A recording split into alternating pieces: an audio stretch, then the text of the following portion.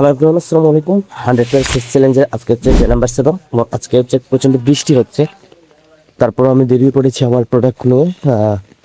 Day number 7-এ আজকে যেই দোকানটাতে ডেলিভারি দেওয়ার বাকি ছিল, দীর্ঘদিন অসুস্থতা থাকার কারণে সেই দোকানে ডেলিভারি দেওয়া হয় নাই।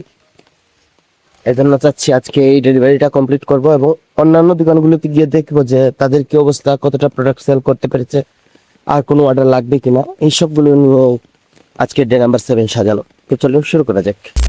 তো সবার প্রথমে আমরা চলে গেছি আমাদের আজাদ ভাইয়ের দোকানে। ভাইকে একটা ডেলিভারি দেওয়ার বাকি ছিল, অনেকদিন আগেই তিনি অর্ডার করেছিলেন এবং প্রথম অর্ডারটা তিনিই কনফার্ম করেছিলেন। কিন্তু আনফর্চুনেটলি আমি বাকি দোকানগুলোতে প্রোডাক্ট দিলেও ওনার দোকানে কিন্তু আর প্রোডাক্ট দেওয়া হয়নি। তাই ভাই ভালো করে প্রোডাক্টগুলো দেখে শুনে আমার মূল্য পরিশোধ করবেন বলছেন, বিকেলে পরিশোধ করবেন। সো এই কথাই রইল। তারপর আমরা চলে গেছি, যেহেতু বৃষ্টির দিন, তারপর আমি চলে গেছি ঘরের বাজারে এবং সেখানে মালিকের সাথে কথা বললাম। ওনার ওখানে দেখলাম মাত্র একটা কলম আছে।